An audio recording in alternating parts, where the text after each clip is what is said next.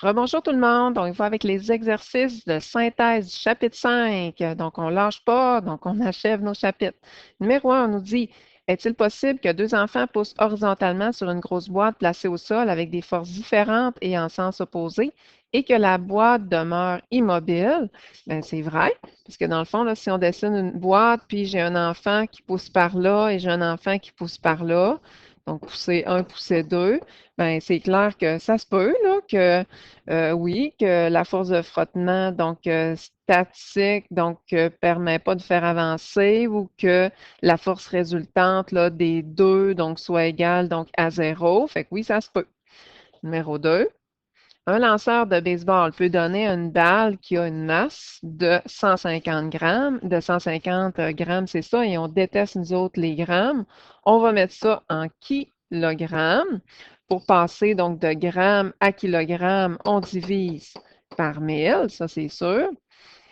Peut donner une balle de 150 grammes, une vitesse V de 158 km/h en la déplaçant sur une distance de 2 mètres. On veut savoir quelle sera la grandeur de la force que le lanceur doit exercer sur la balle. Et en passant, on déteste les kilomètres-heure aussi. On va mettre ça donc en mètres par seconde. En mètres par seconde en faisant fois 1000 divisé par 3600. OK. Fait que nous, dans le fond, on cherche la force. On vient de voir la deuxième loi de Newton qui est F est égal à ma. F est égal à ma, on sait hein, que c'est la force résultante est égale à ma. On ne nous parle pas d'autres forces. Fait que j'imagine qu'on cherche donc la force résultante. On va faire la masse fois notre accélération, mais on ne connaît pas notre accélération. Étant donné que on a donc une vitesse constante, donc on a un mouvement rectiligne uniformément accéléré, on va utiliser les formules de notre chapitre 2, formule, puis on va faire pas mal tout ça là, tout le long. Fait qu'on va aller chercher une formule pour aller chercher l'accélération. Donc, nous, dans le fond, on sait que probablement que logiquement, notre bolide à une vitesse initiale, on va le déduire donc de 0. On veut s'en aller donc à une vitesse de 43, ça, ce sera notre vitesse finale de 43,9 mètres par seconde pour un déplacement de 2 mètres. Fait qu'on va prendre cette formule-ci. On va aller isoler le A. Ça va être pas mal ça dans l'examen. Vous aurez à faire F est égal à MA, mais avant, il va falloir trouver le A avec une formule du MRUA. Fait qu'on fait donc la vitesse au carré. Si on isole le A, là, le contraire de plus VI à la 2, ben, c'est moins VI à la 2. Puis ensuite de ça, donc je vais diviser par tout ce qui est collé avec le A. Je divise par 2, puis je divise par le delta X. Et je vais aller calculer ça ici.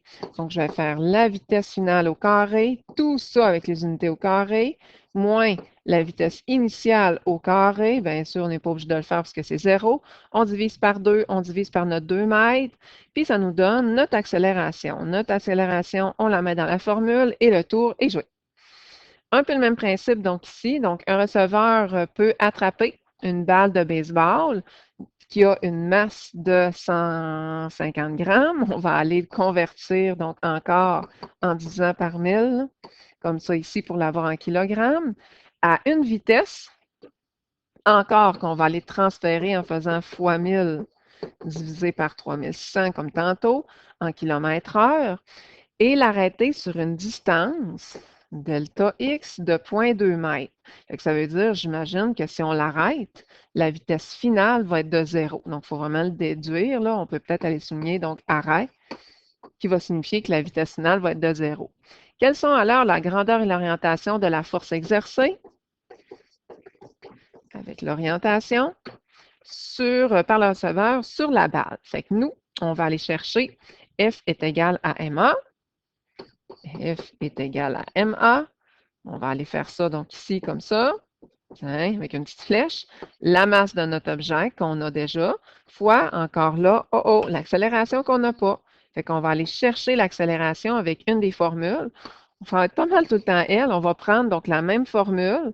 On va aller isoler le A, donc ici, Fait que je vais faire la vitesse finale au carré qui me donne 0, moins la vitesse initiale au carré, tout ça au carré avec les unités qui me donnent 49,9 au carré. Je divise par 2, je divise par mon déplacement. Je pitonne comme du monde avec mes parenthèses, puis ça va me donner mon accélération. L'accélération, je l'envoie ici. Je multiplie donc avec la masse et ça va me donner la force. Donc, c'est clair que la force est orientée donc en sens inverse du déplacement. Fait qu'on va mettre un petit négatif là, juste pour prouver. Puis, tu sais, on a mis comme une petite accélération là, vu qu'elle est en sens contraire du déplacement là. Fait qu'on va y mettre un petit négatif, sinon, ben, notre réponse est tout de même bonne. L'autre côté, numéro 4, une voiture qui a une masse de 980 kg roule à une vitesse, fait que ça c'est sa vitesse initiale qu'on va transférer en mètres par seconde en faisant fois 1000 divisé par 3600. Tiens, ça c'est notre vitesse donc initiale. Soudain, un chat traverse la rue juste devant la voiture. La conductrice applique alors les freins pendant un temps de 1,20 excusez, secondes, ce qui produit une force sur la voiture, une force de freinage de 5200 newtons sur la voiture. On veut savoir quelle sera la vitesse de la voiture, la vitesse finale, mais après notre temps de 1,2 secondes. Fait que nous, dans le fond, on veut savoir la vitesse finale. Pourquoi pas utiliser donc notre formule de vitesse finale qu'on avait déjà donc utilisée, qui est la vitesse initiale qu'on a déjà, plus notre accélération, O, qu'on n'a pas, qu'il va falloir aller trouver, fois donc mon temps que j'ai. Fait que je vais commencer à aller chercher l'accélération, mais là, ça va être le contraire. Je vais prendre au départ donc ma formule F est égal à ma. Je vais aller isoler donc le A. Je vais me servir de cette formule-là pour aller chercher donc le A au préalable. Je vais faire 5200 divisé par 980. On a mis un petit négatif parce que ça décélérait. On pitch l'accélération donc ici et ça va me donner notre vitesse finale. Bien sûr, il faut que la vitesse finale donc soit plus petite que la vitesse initiale, sinon il y a quelque chose donc qui ne marche pas. Donc, il va falloir réviser donc nos affaires. On s'en va donc avec le numéro B. On veut savoir quelle sera la distance parcourue par la voiture pendant cette période de temps qui est de delta T 1,20 secondes. Fait que là, on va réutiliser toutes les données qu'on a utilisées donc en haut. Là, on peut tout prendre. Vitesse initiale, vitesse finale, on a notre temps, puis on cherche le delta X. Fait qu'on s'entend qu'on va utiliser donc les formules du M, R, U, A. Fait qu'on voit que tout s'emboîte, tout est réutilisé. Fait que je suis allée chercher une formule où est-ce que j'ai pas d'accélération, malgré que mon accélération, j'aurais très bien pu prendre l'accélération donc du haut. Donc, ma réponse là en haut aussi, mais je suis allée avec celle-là. Probablement qu'il y a bien d'autres formules là, qui arriveraient donc au même résultat. Je vais aller combiner les delta X ensemble. Ici, ça va être vraiment là, plus simple comme ça. Mes delta X, donc, ensemble. Et nous, qu'est-ce qu'on va aller chercher? C'est justement, donc, le déplacement. Donc, la différence de déplacement, donc, entre les deux. Fait que tout ce que je vais avoir à faire, c'est une demi fois ma vitesse initiale plus ma vitesse finale fois mon temps. Puis, ben, c'est clair que ça va me donner 16,2 mètres. Fait que je viens de régler ce problème-là. On s'en va au numéro 5, d'autre côté. On nous dit, là, on a un gros blabla. Là. Les voitures actuelles sont construites selon le principe du caisson rigide dans une structure déformable, blablabla. Les passagers prennent place dans le caisson, zone relativement incompressible. Tandis que l'avant et l'arrière du véhicule constituent des zones de compression pour amortir le choc, permettant d'étaler la décélération de la voiture lors d'une collision sur une distance. La voiture peut être écrasée là, de 1 mètre. Un passager ayant bouclé sa ceinture de sécurité décélère à la même vitesse environ que la voiture elle-même. Quelle est la force exercée sur un passager qui a une masse de 68 kg, qui va passer d'une vitesse initiale, oh boy, de 60 km/h à une vitesse finale de 0 km/h. Bien entendu, nous autres, on déteste ça, les kilomètres-heure. On va transférer ça en mètres par seconde en faisant fois 1000 divisé par 3600. Fait que ça, c'est ma vitesse initiale. Ma vitesse finale, ben, est de 0, là, ça c'est clair. Puis nous, on veut que ça se fasse sur un déplacement de 1 mètre. Si je lève ça donc un petit peu, puisqu'on n'a pas beaucoup de données, donc en haut, nous, on cherche le F, la force. Fait que pourquoi pas utiliser F est égal à MA? Sauf que on ne fait pas le saut. Depuis tantôt que c'est ça, on ne sait pas l'accélération. Fait que je vais aller me chercher une formule où est-ce que j'ai toutes mes données. Ça se peut qu'il y ait plus qu'une formule là, qui fonctionne. Je vais aller isoler le A. Pour isoler le A, ben, c'est sûr que le contraire de plus VI à la 2, c'est moins VI à la 2. Puis je vais diviser par mon 2, je vais diviser par mon delta X. Ça me donne ça ici, que je vais aller donc calculer. Fait que ma vitesse finale, je vais la mettre à la 2, moins ma vitesse initiale que je vais mettre à la 2. Je divise par 2, je divise par 1. Ça me donne mon accélération que je mets dans ma formule de ma deuxième loi de Newton. Et j'ai ma force. Pourquoi que j'ai mis comme un petit négatif? Parce qu'il y a une petite décélération. Fait que c'est sûr que la force, elle est négative parce qu'elle est orientée en sens contraire du déplacement. Fait qu'il faut vraiment avoir ça dans ce sens-là. Numéro B, on a un passager n'ayant pas bouclé sa ceinture de sécurité poursuivra son mouvement vers l'avant en cas de collision jusqu'à ce qu'il rencontre une surface solide. La décélération aura lieu sur une distance beaucoup plus courte. Quelle est la force exercée sur le passager qui a une masse, on se rappelle, de 68 grammes, qui va passer, on se rappelle, d'une vitesse initiale de 60 à une vitesse finale, donc de 0. On a transféré les kilomètres-heure en mètres par seconde, on l'a déjà fait en haut, et tout ça sur une distance de 1 cm. Oh, on déteste ça, les centimètres. On va mettre ça en mètres. Fait que pour passer de centimètres à mètres, on se rappelle, on divise par 100 centimètres. Fait que nous, on va aller chercher donc la force, donc comme en haut. Fait que je vais faire un peu le même principe. La masse fois l'accélération, mais là, on va aller recalculer l'accélération parce qu'on ne la connaît pas. Donc, avec notre formule ici, on va aller encore isoler, même principe, le A qu'en haut. Donc, cette formule-là, on l'utilise, ce qui va donner la vitesse finale à la 2 moins la vitesse initiale à la 2. Je divise par 2, je divise par mon déplacement. Ça me donne mon accélération ou plutôt ma décélération. On a un négatif toujours comme en haut là, parce que ça nous donne, c'est clair, donc une force qui est opposée au mouvement. Donc 68 fois mon accélération que je viens de calculer qui va donner donc ma force exercée par la personne. Fait que si on s'entend là qu'elle est vraiment, vraiment donc plus élevée là, que la force donc du haut là, qui est exercée par le véhicule. On l'a dessus. Donc là, on s'en va. Oh, donc là, j'ai comme oublié donc le C. On va revenir donc de l'autre côté. Tiens, j'ai pesé donc 2 fois. Pour ce qui est du C, on nous dit, on considère que les accidentés de la route ont de bonnes chances de s'en sortir indemnes si la décélération qu'ils subissent ne dépasse pas 30 fois celle due à la gravité.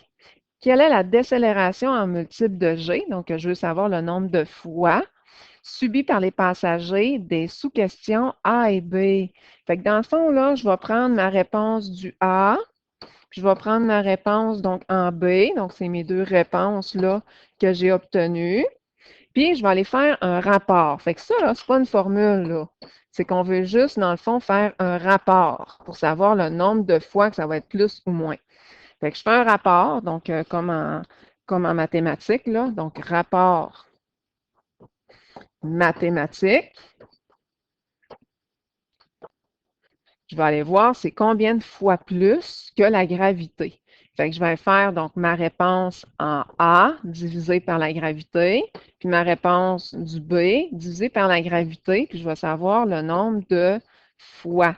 Fait que c'est clair que, oh boy, donc ici, on est plus bas que 30 fois, puis ici, on est plus haut que 30 fois, là. Fait que, tu sais, ça va un petit peu moins bien, là, pour la personne, là. Fait qu'on voit bien, là, qu'il y a quelque chose, là, qui va se passer. Peut-être que la personne ne survivra pas. Pour notre numéro 6, un cascadeur saute à une hauteur. Bon, une hauteur, c'est delta Y là, ou delta X, là, comme on veut, de 5 mètres. Au moment où il touche le sol, il plie les genoux, ce qui permet à son torse, à ses bras, à sa tête de décélérer sur une distance. On va mettre distance là, delta X ou delta Y de 72 cm. Nous, on déteste ça, donc les centimètres, il va falloir mettre ça en mètres. La masse de son corps sans les jambes, M, est de 52 grammes. On nous dit quelle est la grandeur de la vitesse du cascadeur au moment où ses pieds touchent le sol. Fait qu'on va avoir, dans le fond, la vitesse finale. Fait que nous, ben, c'est clair qu'on va y aller directement donc avec les formules qu'on connaît. On va utiliser donc la formule, puis là, mon Dieu, que c'est tiré par les cheveux, là. Qu'est-ce qu'ils ont écrit là, là? On y va avec la formule vitesse finale est égale à la vitesse initiale à la 2 plus 2a delta x. Eux, qu'est-ce qu'ils ont fait là? C'est qu'ils ont comme transféré donc le a avec le g, puis ont considéré là, que la vitesse initiale, parce que quand on saute, on se laisse tomber, la vitesse initiale est de 0 mètres par seconde, que la vitesse est de 0. Fait que tout ce qui reste là, c'est vitesse finale à la 2 est égale à 2a fois notre delta x. Eux, ils ont transformé, là, c'est ça qu'ils ont fait, là. Ils ont juste, là, changé le A pour le G, puis le X pour le Y, là. Tu sais, bon Dieu, ils ont été à chercher loin, là, cette formule-là. Fait que tout ce qu'on a à faire, donc ici, on peut le laisser, là, avec le A, là, comme ça, ne dérange pas. 2 fois 9,8 fois 5. Ça, on n'est pas obligé, donc, de l'écrire, donc, non plus, là, qui va donner, donc, si on fait ça, donc, au carré, on aurait pu le faire, là, direct, là, puisque, tu sais, pour aller l'isoler, ici, avec le 2, il faut faire la racine carrée de 2 fois g fois delta y, là, ce qui n'était pas nécessairement donc évident donc ici. Fait que si on fait la racine, ça va donner notre vitesse finale de 9,9. On s'en va, parce que c'est tout pour cette page-là, on s'en va de l'autre côté. Pour le B, quelle est la force maintenant? Oh, on va aller se servir de F est égal à ma. Exercée sur le haut de son corps, c'est-à-dire le corps sans les jambes, durant la décélération. Fait que nous, on cherche la force, comme ça ici. Fait qu'on va faire la masse fois l'accélération, mais on n'a pas, hein, l'accélération, c'est tout le temps la même affaire. Fait qu'on va aller chercher donc le A en isolant le A. Là, on le sait pas mal comment l'isoler. Puis on va aller chercher notre accélération en faisant la vitesse finale. La vitesse finale, là, ben, c'est jusqu'à temps qu'il décélère, qu'il atteigne une vitesse donc de 0. Je vais mettre ça au carré, moins la vitesse initiale, donc au carré. Vitesse initiale, dans le fond, là, c'est comme la vitesse là, qu'on a trouvée en A. En A est un peu embêtant, hein, ce problème-là. On divise par 2, on divise par le déplacement, puisqu'on nous avait dit là, que le déplacement était de 72 cm. Hein, on a divisé par 100 pour le mettre en mètres. On pogne notre accélération qu'on a trouvée ou notre décélération. On rentre dans la formule. Ça va nous donner donc notre force. Ça, c'est pour notre B. Numéro C. Si la masse totale du cascadeur est de 80 kg, quel multiple de son poids cette force représente-t-elle? Fait que dans le fond, nous, on veut en recomparer donc avec un poids différent. Fait qu'on va reprendre le même calcul qu'en haut. Donc, un peu le même principe, là, mais on va y aller avec F est égal à M fois G. Parce qu'en passant, là, le poids, là, c'est FG, hein, on se rappelle. Fait que je vais faire 80 fois 9,8. Ça va nous donner 784. On va prendre la réponse donc du haut. Là, qu'est-ce qui est embêtant? Vous allez dire, bien, qu'est-ce que c'est ça, le 3500, là? C'est parce qu'ils l'ont arrondi. Ils sont vraiment tannants, eux autres, là. Ils l'ont comme arrondi. Moi, j'ai ça l'arrondir. Vous ne faites pas ça, là. Ils l'ont arrondi à 3500, mais vous, laissez-les à 3536, là. C'est 3536 là, newtons. C'est ça là, ici qu'il aurait dû mettre. Puis on va faire tout simplement un rapport. Ça, là, c'est pas là, une formule. Là. On a fait un rapport mathématique. Rapport mathématique pour savoir combien de fois plus que la force E, que la force gravitationnelle. Tout simplement. Fait 4,46 fois, puis on finit là. Numéro 7. On continue avec un autre problème. Pendant qu'elle parcourt une distance delta x de 25 mètres sur une patinoire, une rondelle de hockey qui a une masse I, on va aller transférer ça donc en kilogrammes en divisant par 1, 2, 3 par 1000, on passe la virgule de 3, passe d'une vitesse initiale de 45 à une vitesse finale de 44. quelle est la force de friction cinétique exercée sur la glace? Bon, fait que nous, là, on va aller chercher tout ça. Nous, on veut la force. C'est la seule force qu'on nous a donnée. Fait que j'imagine que c'est la force résultante. On va aller faire la masse qu'on connaît fois, bon, l'accélération qu'on ne connaît pas. Fait qu'on va aller chercher l'accélération encore avec la même formule. On va aller isoler encore le A pour aller encore faire la vitesse finale au carré moins la vitesse initiale au carré. On divise par 2, on divise par 25. On prend notre accélération qui, en fait, est une décélération. C'est pour ça qu'on a mis logiquement un petit négatif. On peut le rajouter donc au pire. On multiplie les deux et ça va nous donner la force de frottement cinétique. Fait que pourquoi qu'on a un petit négatif? Parce que ça s'oppose au mouvement. Numéro 8.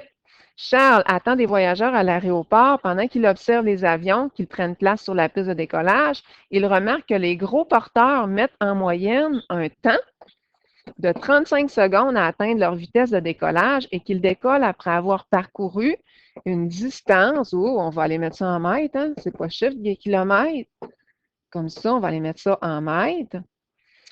On a tout simplement, mon Dieu, 1, 2, 3 divisé par 1000. Comme pas de suite dans des idées.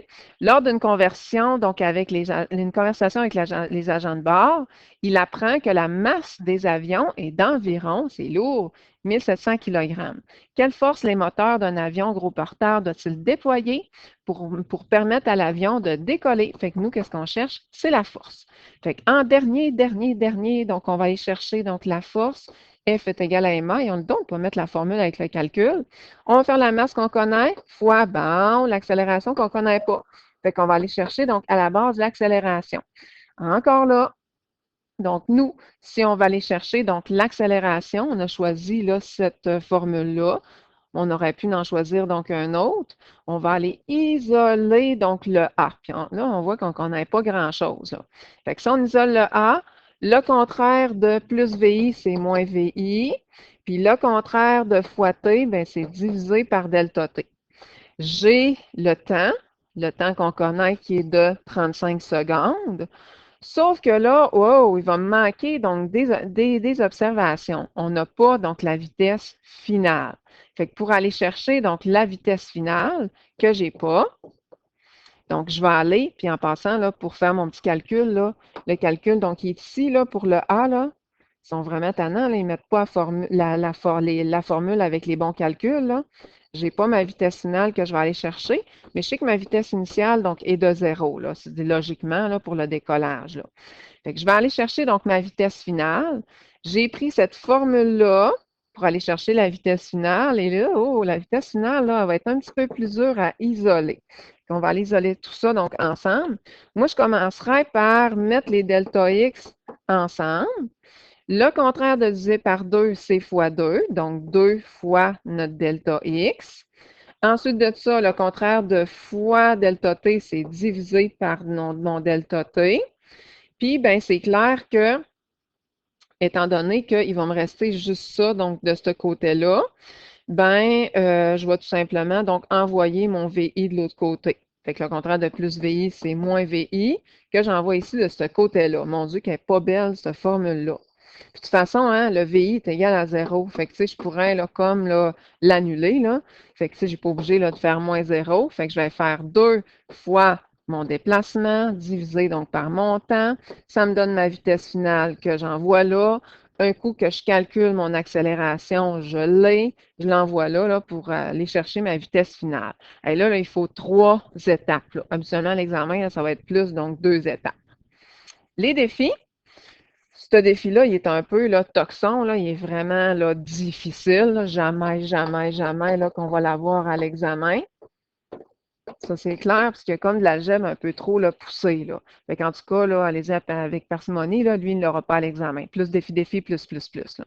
On dépose une boîte en bois qui a une masse de 5,75 kg sur une planche de chêne. La force de frottement exercée par la planche, donc, équivaut.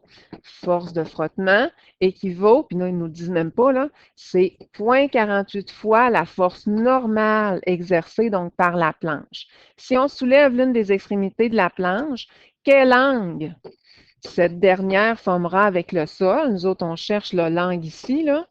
comme ça, lorsque la boîte commencera à glisser, la force de frottement n'étant plus suffisamment grande pour retenir donc la boîte.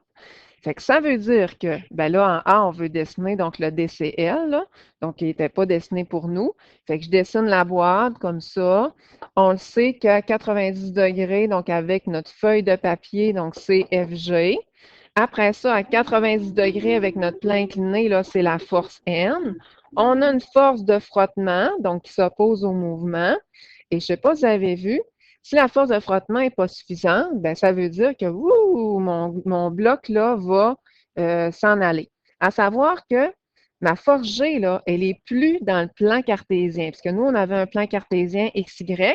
Vu qu'on est incliné, ben, mon plan cartésien, regardez, là, les X est rendu là, puis les Y ici, là, c'est rendu là.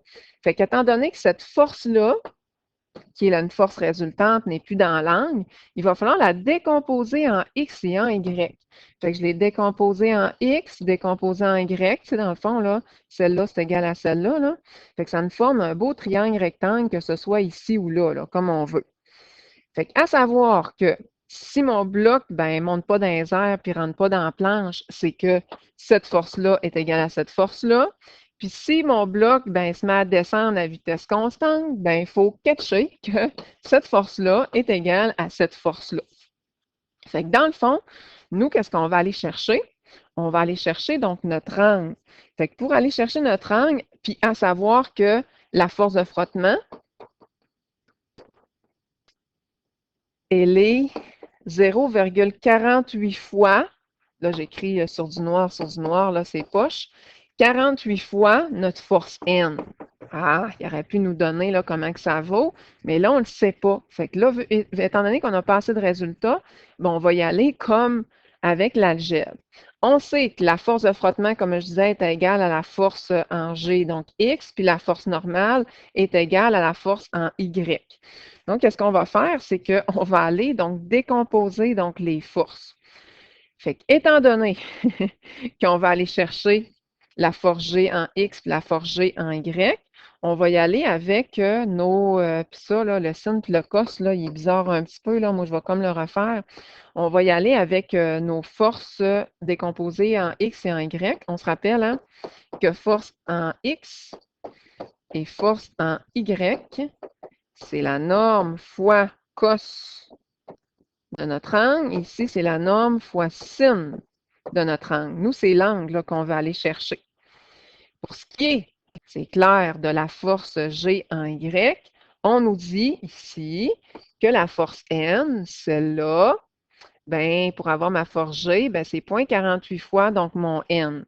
Fait qu'est-ce qu'on va faire? C'est que tout simplement, elle, on va la laisser donc normale. Là. Donc, on va faire FG. Donc, ici, on aurait dû écrire force, force, là. Moi, c'est parce que des fois, je travaille avec le A, des fois, je travaille avec le F. Donc, force G fois cos de notre angle. Puis ici, ben, c'est clair qu'on va faire force G fois sin de notre angle. Mais étant donné que, puis là, je l'ai comme barré, là, que F, force de frottement, est égale à 0,48 fois donc la force N, ben, on va tout simplement aller mettre là, à la place mon 0,48 FG. Donc, comme ça, parce que on sait que FG, ben, ça va être comme remplacé par 0,48 fois, parce qu'on le sait que ça et ça, c'est censé donc être égal, fois sin de mon angle. Qu'est-ce qu'il me reste à faire maintenant, là? C'est de l'algèbre. Mon algèbre me dit que ça devrait être égal à ça. Bon, fait que là, on va faire FG fois cos de notre angle est égal, et ça, là, c'est vraiment l'enrichissement. 0,48 FG fois sin de notre angle. Là, il faut mettre les sin et les cos ensemble. On se rappelle que si on divise par cos de l'angle, puis on va aller diviser là, par, par tout au complet, là, par FG. On divise par tout, là. FG fois cos de notre angle. Les FG vont s'annuler Ici, il va me rester rien. Ici, il va rester 0,48. Puis ici, il va rester sin de l'angle divisé par cos de notre angle. Qu'est-ce qu'on va faire pour aller isoler ça? C'est qu'on va aller donc le combiner. 1 est égal à 0,48. Sin sur cos, ben, c'est tan de notre angle. On veut toujours isoler et trouver notre angle. Ça, c'est clair. Fait qu'on va faire diviser par 0,48, diviser par 0,48. Fait que ça va me donner que 1 sur 0,48, c'est égal à tan de mon angle. Fait que je vais faire tan moins 1 pour avoir mon angle, là. Tan moins 1 de 1 sur 0,48, ou je peux le mettre là en notation, donc décimale. Mon angle, bon, je manque de place, là. Si je calcule tout ça, mon angle va être égal à, je cherche ma réponse, à 64,36 degrés. Là, vous allez dire, ah, t'arrives pas pantoute. Bien, tout ce qui va me rester à faire, c'est 90 moins ma réponse, qui va nous donner donc notre 25,64 degrés. Oh là là, c'est un problème là, un peu plus lourd. Numéro 2, donc on va aller un petit peu moins lourd. Donc, l'autre côté, la direction d'un supermarché confie à un ingénieur la tâche de concevoir des rampes d'accès pour des personnes qui se déplacent en fauteuil roulant. La direction souhaite que l'effort de ces personnes devront fournir pour faire remonter leur panier à provisions à vitesse constante le long de la rampe ne dépasse pas, il ne faut pas que ça dépasse 20 newtons. On suppose que la masse d'un panier de provisions peut atteindre jusqu'à 20 kg. On veut tracer le DCL de corps libre qui s'exerce sur tout ça, puis expliquer donc notre choix là, donc de force. Fait que nous autres, on est en train de monter avec notre panier. Le petit point donc représente notre panier. Bien sûr, on a toujours donc la force G qui est à 90 degrés avec la feuille. On a toujours la force N qui est à 90 degrés avec le plein incliné, tout le temps, tout le temps, tout le temps. Puis on a donc une grosse force motrice comme ça ici, pour faire monter donc le panier. Habituellement, X et Y, ben, ils ne sont pas sur un plan incliné. Mais là, étant donné qu'on a un plan incliné, ben, le X et le Y, donc, il est incliné. Fait que le seul qui n'est pas dans le plan, c'est qu'il va falloir décomposer tout le temps la force G. Fait qu'on décompose la force G. Je vais la décomposer avec un autre comme ça, couleur. Donc, on a la force G en Y et on a la force G en X. Tu sais, ça forme tout le temps, là, où qu'on veut, là, un petit triangle rectangle. Fait qu'à savoir que ça et ça, c'est pareil, ça s'annule. Le frottement, ben, c'est clair qu'il faut que ça soit plus petit, là, la force G en X, que la force motrice pour être capable de faire monter tout ça. Nous autres, on veut savoir maintenant quelle est la valeur maximale de l'angle qu'on peut donner à la pente pour la rampe d'accès. Fait que nous, on va aller chercher que FG, regardez là, donc on s'était dit là que FG de X est égal à F1. Ça doit être égal à ça au maximum, maximum, maximum pour que notre vitesse soit constante. Puis, on veut avoir donc une force maximale là, de 20 newtons. Fait que c'est pour ça que FG de X est égal à F1. Donc, le maximum, il faut que ça soit donc de 20 newtons. On commence tout le temps par aller trouver FG, la masse de notre objet fois l'attraction gravitationnelle, qui va donner donc ma force G. Mais nous, ben, on veut travailler avec la force X en G. Fait que pour la force X, on va faire la norme F fois cos de notre angle. Nous, qu'est-ce qu'on va aller chercher? C'est notre angle. Donc, on va isoler notre angle ici. Fait que c'est clair que ça va donner donc notre force G.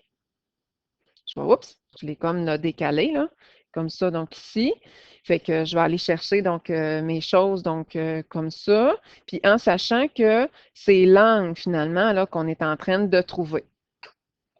Il y a une petite chose donc, qui est embêtante, hein, ça c'est clair, c'est qu'on sait que tout ça, c'est égal à la force G en X. Là.